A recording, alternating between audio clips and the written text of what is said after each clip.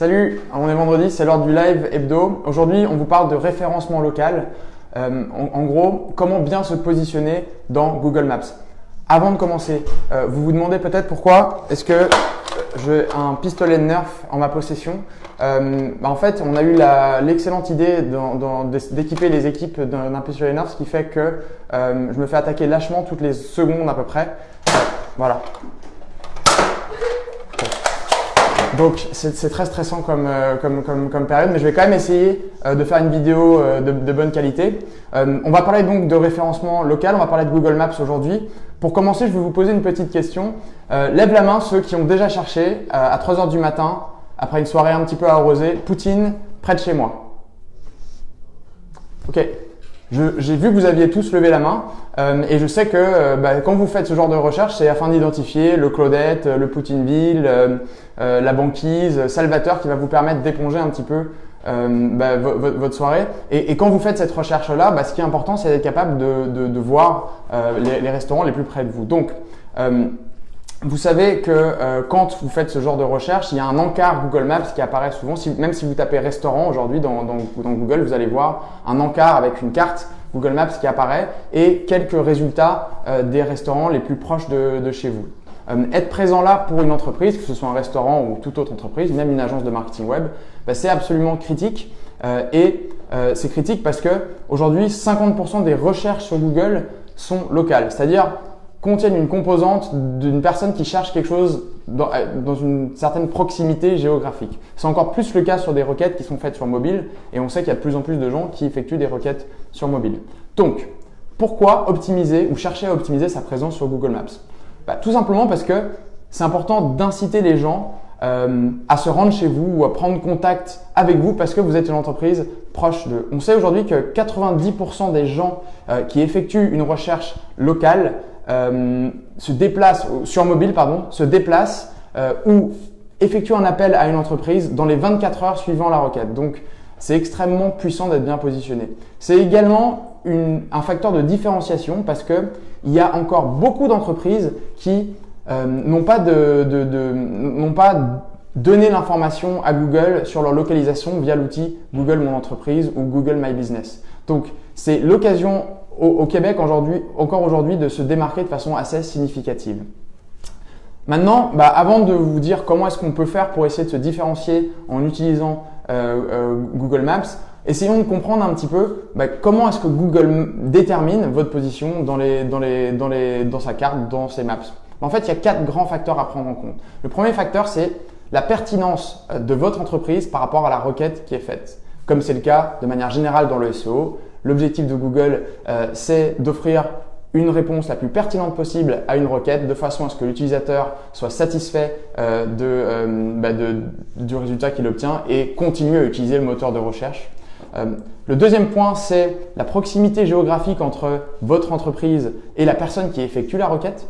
Le troisième, c'est la qualité ou la notoriété de votre site internet ou de la page d'atterrissage, déterminée à la fois par le réseau de liens dont il bénéficie, mais également des éléments comme les avis que vous pouvez avoir sur votre Google via la page Mon Entreprise. Et le quatrième élément, c'est la qualité et la quantité d'informations que vous fournissez vous-même à Google afin de l'aider à comprendre qu'est-ce que propose votre entreprise.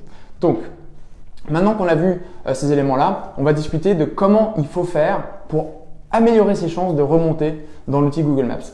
Et on veut vous donner 7 conseils.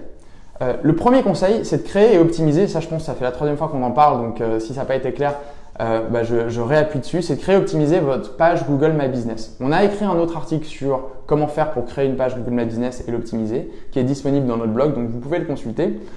Mais en gros, c'est important parce que ça, c'est l'information qu'on donne à Google sur notre entreprise, qui lui permettent de savoir exactement ce que vous faites et qui lui permet d'être rassuré sur le fait que quand il y a une requête qui apparaît, si c'est votre entreprise qui s'affiche, c'est un résultat qui est pertinent.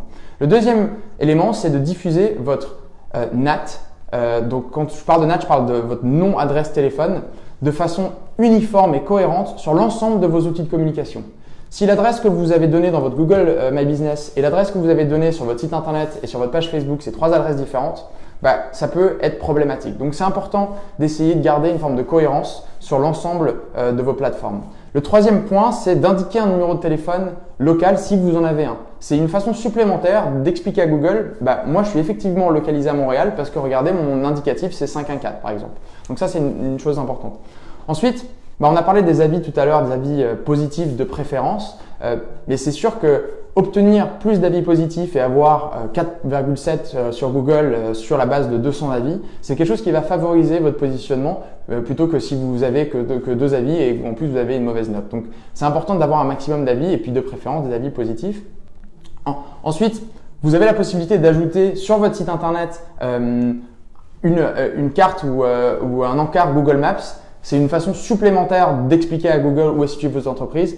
Si vous faites ça, cependant, faites attention parce que si vous rajoutez un encart, par exemple, trop gros qui a été stylisé, parfois il y a des entreprises qui font ça en rajoutant des couleurs et c'est très joli, etc. Mais ça a tendance à alourdir en fait votre site internet ou le chargement de votre site internet. Ça peut nuire à votre référencement naturel, donc il faut faire extrêmement attention.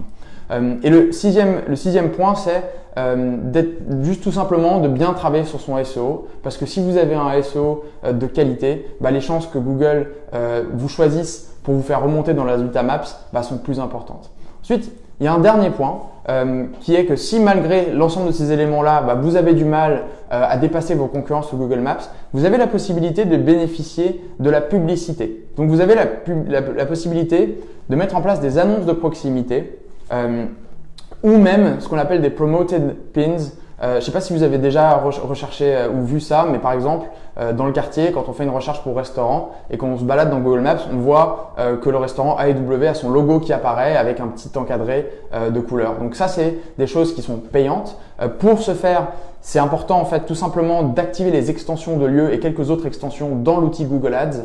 Et là encore, si vous avez des questions par rapport à ça, on sera ravis de pouvoir vous aider. Donc pour résumer le propos, les 7 astuces qu'on a pour vous pour améliorer votre position dans Google Maps, c'est bien créer et bien optimiser votre Google Maps Business, définir votre NAT, donc nom, adresse, téléphone et l'uniformiser sur l'ensemble de vos plateformes, indiquer un numéro de téléphone local si vous en avez un, obtenir un maximum d'avis positifs, ajouter un Google Maps sur votre site internet, travailler le SEO de votre site internet de façon récurrente et puis bénéficier des opportunités liées à la publicité sur Google. Dans tous les cas, comme vous le savez, on est juste à un appel téléphonique. Donc, n'hésitez pas à nous appeler pour nous poser des questions ou alors à nous les poser en commentaire et on vous rappellera le plus rapidement possible. Merci beaucoup.